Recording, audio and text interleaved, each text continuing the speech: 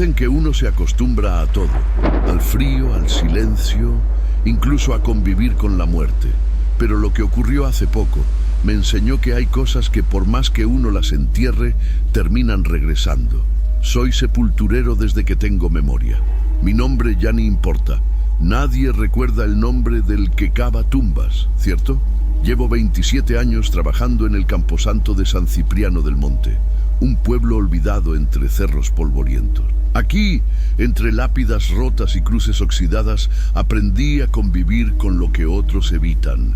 Desde niño fui criado en esta comunidad. Mi papá también fue sepulturero, y desde que él falleció, seguí sus pasos como si fuera la única herencia que me dejó. La vida no fue generosa conmigo, pero nunca me quejé. Solo había una promesa que me hice desde joven, que mi hija no pasaría por lo mismo.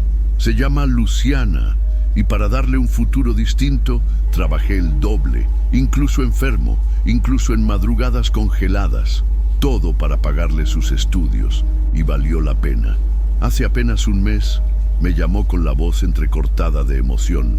Había sido aceptada en la Universidad de Tlaxcala para estudiar medicina. Era su sueño desde niña. Yo me senté sobre la orilla de una tumba recién cerrada para no desmayarme.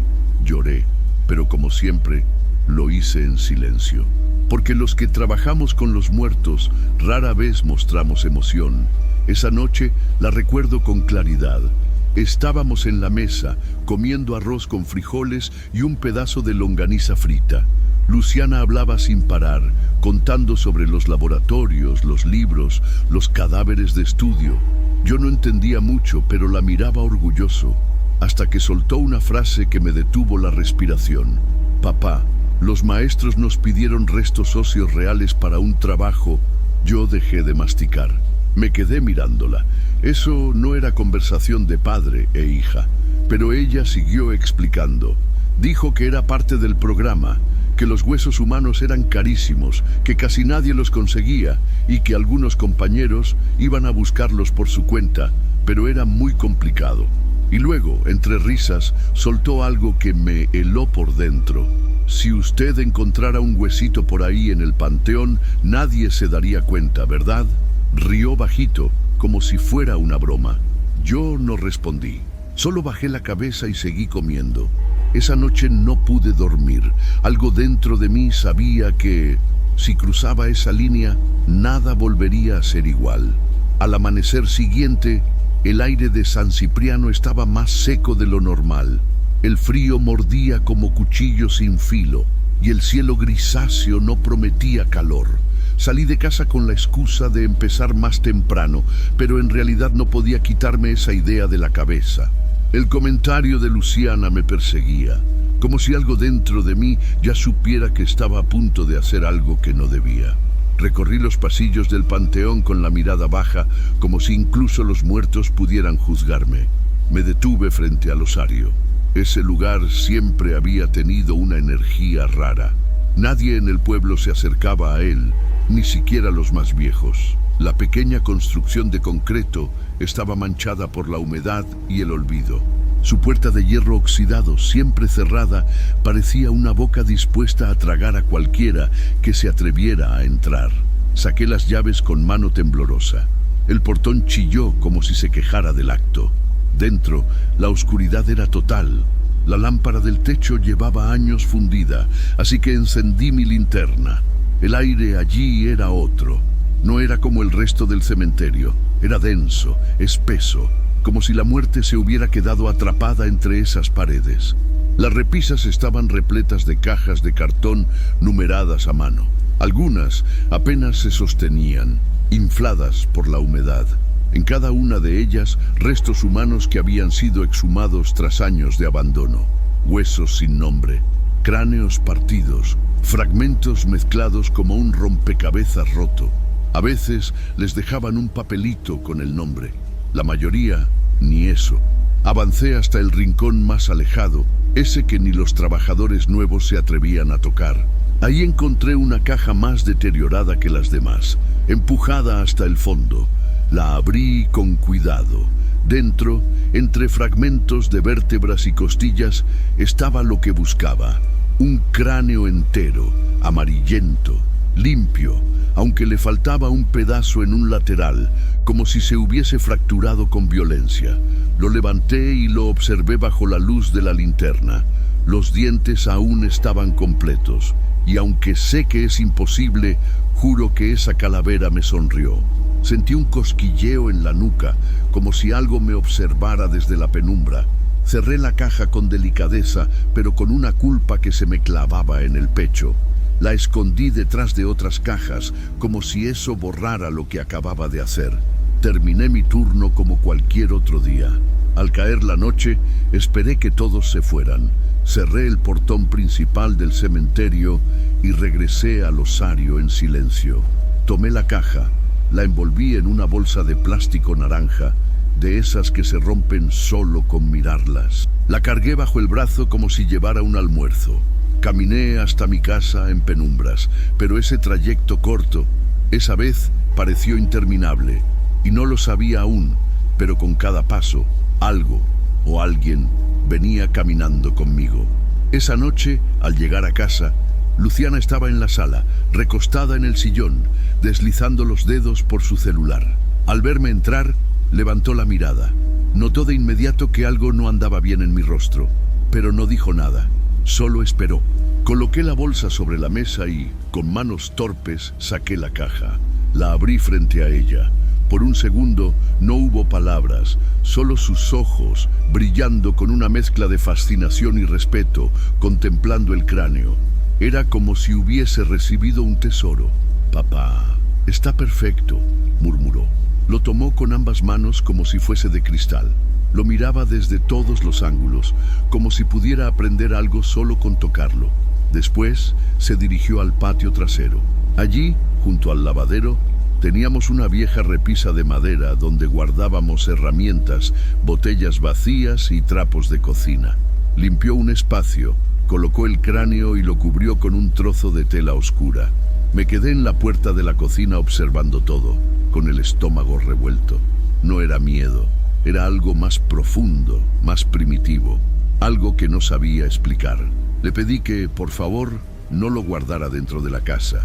Le dije que no era por superstición, sino por respeto. Ella me abrazó con ternura, como cuando era niña, y me dijo que yo era el mejor papá del mundo. Luego entró a su cuarto. La casa quedó en silencio. Pasada la medianoche, el sueño no llegaba. Daba vueltas en la cama, envuelto en un sudor frío, cuando escuché un sonido. Un gruñido bajo, áspero, que venía del patio. Me levanté, descalzo, y fui hasta la ventana. Allí estaba Canelo, nuestro perro viejo, que llevaba meses sin moverse más que para comer. Pero esa noche estaba erguido, con el lomo erizado, mirando fijamente hacia el rincón donde estaba el cráneo. No ladraba como un perro cualquiera, no. Emitía un gruñido constante, como si reconociera algo que no debía estar allí. «Tranquilo, Canelo», susurré, pero él no se movía. Le lancé un poco de agua desde la cocina, esperando que reaccionara. Por un instante se detuvo. Me miró con una expresión que me heló el alma, como si me pidiera ayuda. Luego volvió a mirar el mismo punto, inmóvil, vigilante. Regresé a mi cuarto, pero ya no pude dormir. La cama estaba helada, como si el frío viniera de dentro del colchón.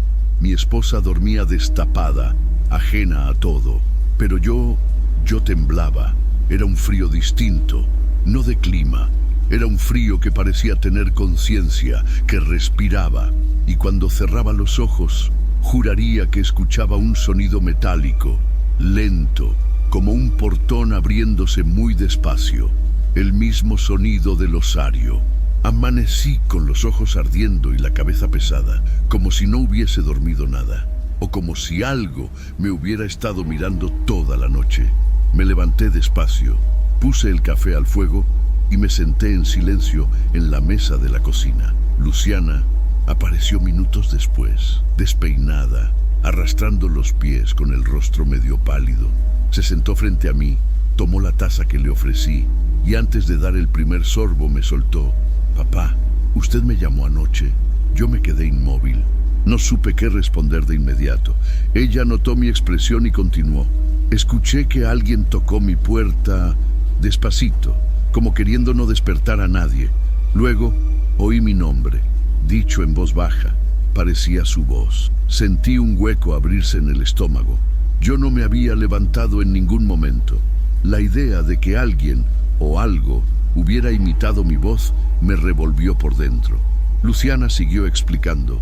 Dijo que esperó unos segundos antes de abrir, que cuando lo hizo, el pasillo estaba oscuro. Canelo estaba allí, recostado en el suelo, pero con los ojos muy abiertos, fijos en el patio trasero. No ladraba, no se movía, solo miraba, como si viera a alguien que ella no podía ver. Volvió a cerrar su puerta con cuidado, sin decirme nada.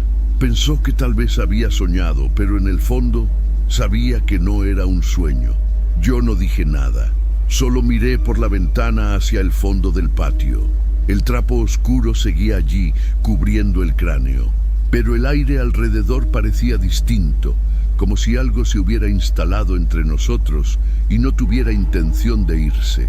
Recordé el sonido del portón del osario, el frío que sentí bajo las cobijas, el ladrido de Canelo, y ahora esto. No podía evitar sentir que algo había sido desenterrado, no solo un hueso, era como si una presencia hubiese despertado con él, algo que no quería ser movido, que no aceptaba haber sido trasladado. Y lo peor es que aún no sabíamos qué quería. Toca el icono de la lámpara amarilla y quédate con nosotros, para que juntos resolvamos grandes misterios perturbadores. Lo que pasó después, esa misma semana, marcó un antes y un después, y fue ahí donde me di cuenta de que no se trataba de supersticiones ni de viejas leyendas de pueblo. Era real y lo tenía justo en mi casa. Los días siguientes fueron extrañamente silenciosos y eso, lejos de tranquilizarme, me inquietaba. Luciana intentaba retomar o disimular anormalidades, como si no hubiera pasado nada, pero yo la notaba más callada. El cráneo seguía ahí, cubierto por el paño, como un invitado no deseado del que nadie quería hablar, pero que todos sabíamos que estaba presente.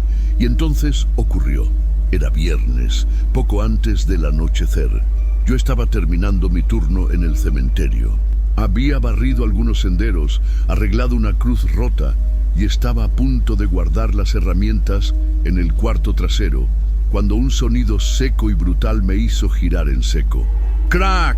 Fue como madera partiéndose, un estallido que retumbó en medio de ese campo de muertos. Por un momento pensé que algún vándalo había entrado. A veces los borrachos del pueblo saltaban la barda para arrancar placas de bronce o flores de plástico para venderlas por unas monedas. Pero este sonido no venía del muro ni del portón, venía del osario. Sentí que el corazón me dio un vuelco. Me quedé unos segundos inmóvil, escuchando, con los oídos abiertos como platos. No se oyó nada más, pero el silencio pesaba como un costal de tierra húmeda. Agarré la linterna que siempre cargo colgada al cinturón y empecé a caminar lentamente hacia esa pequeña construcción olvidada. El sol ya se estaba ocultando detrás del cerro, y el cielo tenía ese tono entre amarillo y gris que anuncia que la noche va a ser larga. Al llegar a la puerta del osario, noté que estaba cerrada, como siempre. La empujé y el chirrido metálico se clavó en mis tímpanos. El aire dentro estaba más denso que nunca, más frío. Sentí como si hubiera entrado en una cueva viva. Encendí la linterna. Las repisas seguían allí, cargadas con las mismas cajas raídas, algunas inclinadas, otras apiladas, pero algo no encajaba. Había desorden en el fondo. Me acerqué despacio. A cada paso, la linterna temblaba más en mi mano, y entonces la vi. Una de las cajas, la misma, estaba tirada en el suelo, abierta, reventada como si algo hubiera explotado desde adentro. Los huesos estaban regados, costillas, fragmentos de fémur, trozos sin forma, todo esparcido, como si hubieran sido arrojados con rabia. Me agaché, reconocí la numeración en la caja, Era la misma que había escondido días antes, al fondo, donde nadie más toca. ¿Cómo había llegado al centro de la sala? ¿Quién la movió? ¿Quién la abrió? La puerta siempre está cerrada. Nadie tiene copia de esa llave. Nadie entra ahí, excepto yo. El silencio del osario se volvió ensordecedor. No se escuchaba ni el canto de un grillo, ni el viento, nada.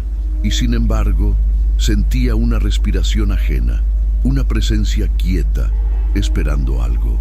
Aquella noche supe que algo, lo que sea que fuera, ya no estaba dormido. Volví a casa esa noche con la cabeza cargada, como si me hubieran enterrado vivo en pensamientos que no paraban de aplastarme.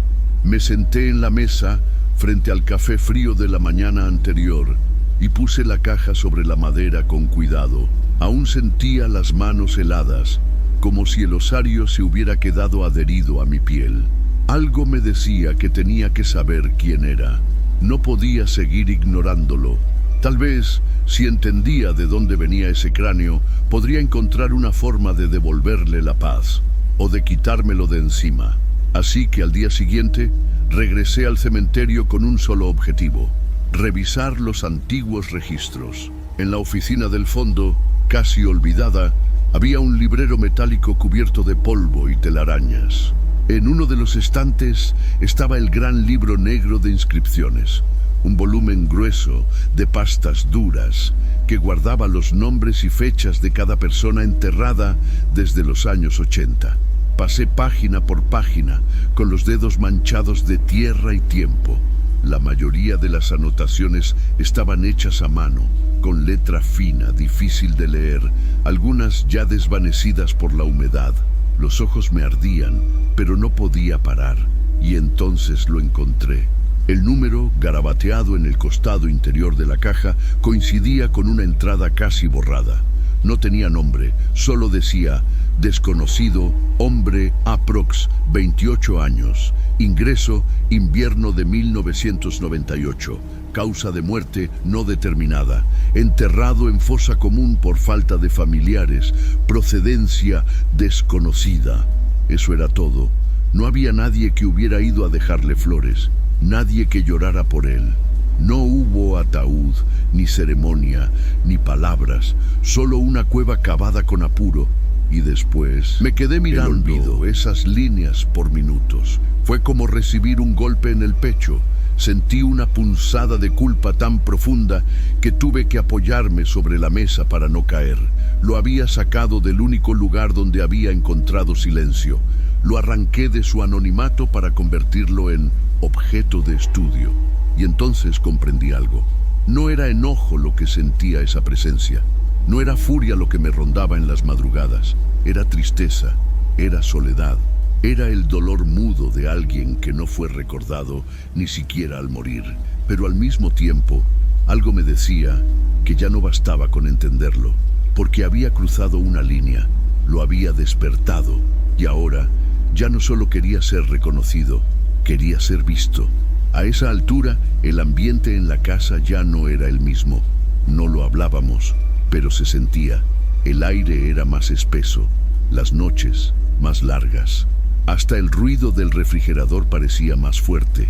Todo estaba contaminado por una presencia invisible, como si el cráneo allá afuera hubiera infectado cada rincón.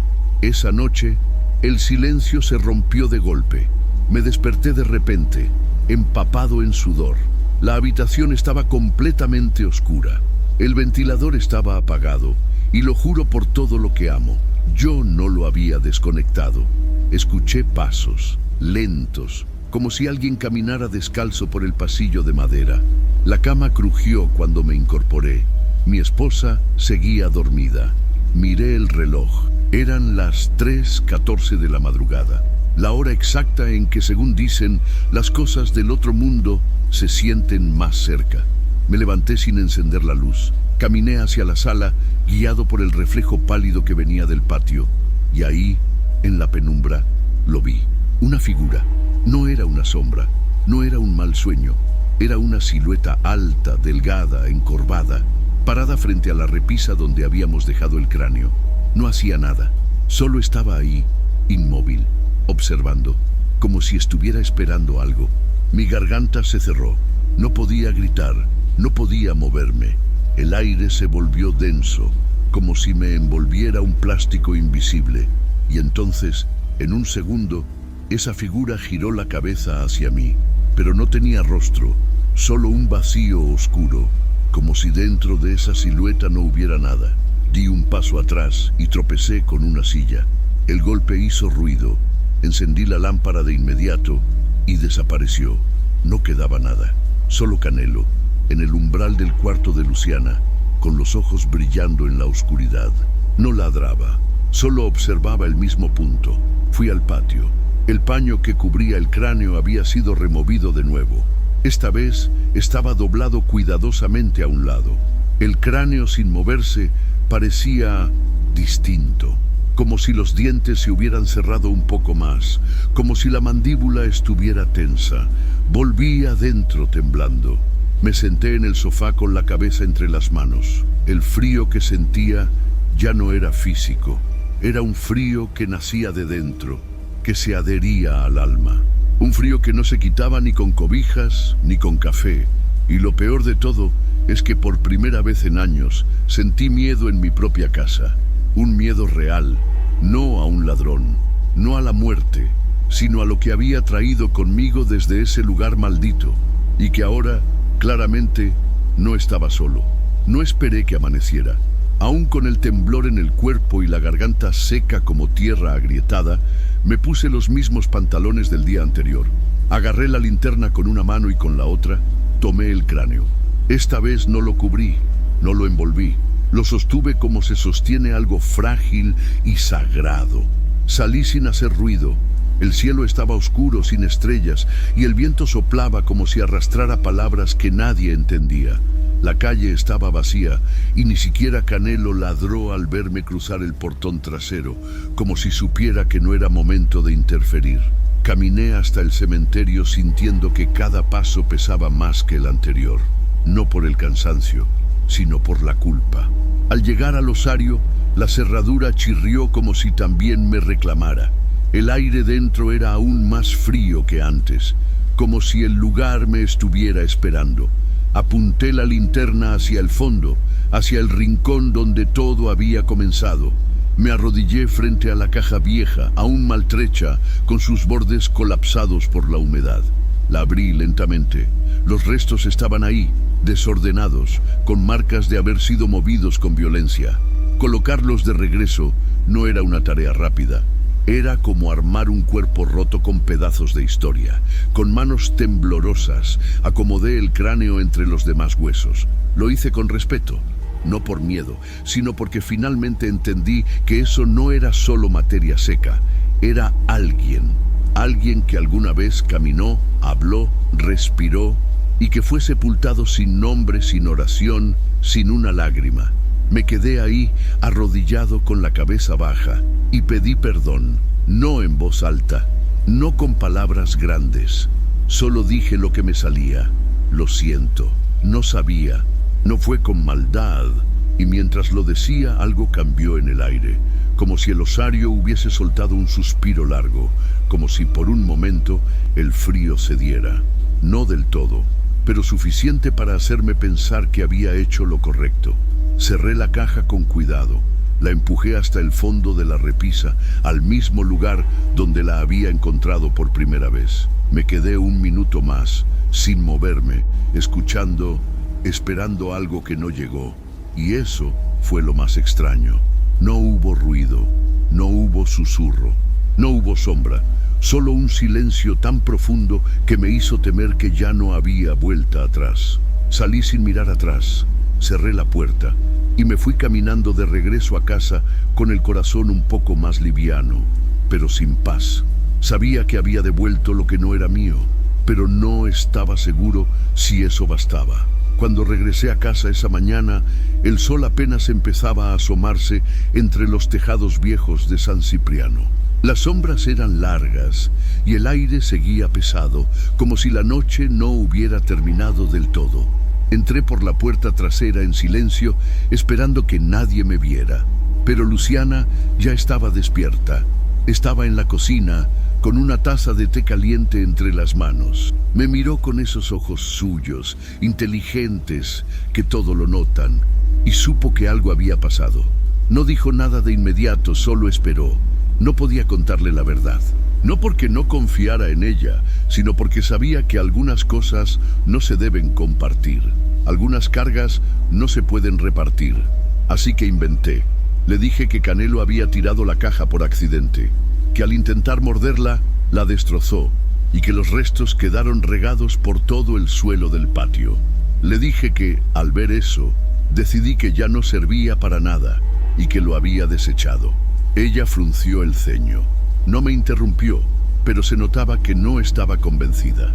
Quizás no por lo inverosímil de la historia, sino porque su intuición, como la mía, ya había sentido que todo eso no era normal. «Está bien, papá. No importa», fue todo lo que dijo. Me abrazó sin decir más, como si entendiera que había algo que debía quedarse sin explicación. Y en ese abrazo sentí que, aunque no sabía toda la verdad, sí sentía el peso de ella.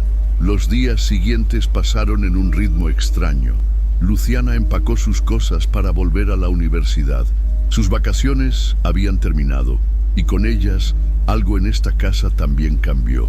La tarde que partió, me dijo que una de sus compañeras de clase había conseguido un cráneo de acervo legal, con todos los papeles en regla, que ya no necesitaba otro. Me lo dijo con una sonrisa tranquila, pero en sus ojos había otra cosa, una especie de alivio, como si, en el fondo, también quisiera cerrar ese capítulo sin tener que nombrarlo. Yo asentí, sin decir nada más. Esa noche, al quedarme solo, me senté en el sillón de la sala y observé la repisa vacía del patio, donde días atrás descansaba el objeto que alteró todo. No quedaba rastro de él, ni del paño, ni del silencio denso que lo rodeaba. Pero dentro de mí aún estaba. Y es que hay experiencias que no se olvidan, se entierran, sí, como todo en este oficio. Pero uno sabe que están ahí, bajo la superficie, esperando que uno vuelva a remover lo que nunca debió tocar. Después de que Luciana se fue, la casa volvió a su ritmo habitual. Las paredes dejaron de crujir en la madrugada. Canelo ya no gruñía hacia el patio. El aire parecía más liviano, como si la calma hubiera regresado. Pero yo no era el mismo. Volví al cementerio cada día como siempre. Limpieza, mantenimiento, entierros sin ceremonia. Esos que llegan sin familia, sin rezos, aquellos que nadie extraña. Pero desde entonces, cada vez que paso frente al osario, algo dentro de mí se aprieta. No por miedo, sino por respeto. Ya no entro con la misma ligereza, ya no cierro la puerta sin antes mirar 2 veces. Me volví más lento, más silencioso, como si esa estructura de concreto se hubiera ganado algo que ni los años, ni las órdenes del ayuntamiento, ni la rutina diaria pueden quitarle: dignidad. He visto mucho en este trabajo: cadáveres olvidados, almas rotas, nombres que desaparecen sin dejar huella. Pero nunca imaginé que un solo cráneo, sacado con la intención de ayudar a mi hija, despertaría algo tan hondo. No un fantasma, sino una verdad. Aprendí que el olvido duele más que la muerte, que hay quienes mueren 2 veces. La primera, cuando dejan de respirar. La segunda, cuando nadie los recuerda. Y quizás eso fue lo que lo trajo de vuelta. No quería venganza. No quería asustarnos, solo quería ser notado, ser reconocido. Que alguien dijera: estuviste aquí, aunque fuera tarde. Y por eso, ahora cada vez que me toca manipular restos antiguos, lo hago con un cuidado distinto, con una palabra en la boca que antes nunca usaba: perdón. Porque sé que no son solo huesos, son historias truncadas, vidas que, por alguna razón, quedaron sin cierre. Y mientras este cementerio siga de pie y yo siga vivo, haré lo posible por no repetir ese error, por no tratar lo sagrado como si fuera herramienta, por no llevar a casa lo que pertenece a otro mundo. Porque aunque la caja fue devuelta, aunque los huesos descansan en su lugar, ese silencio permanece. Y cuando paso frente al osario, al final de cada jornada, bajo la cabeza, no por costumbre, no por culpa, sino porque sé que ahí, en ese rincón frío y húmedo, todavía hay alguien escuchando, alguien que por fin fue visto y que ahora simplemente guarda silencio.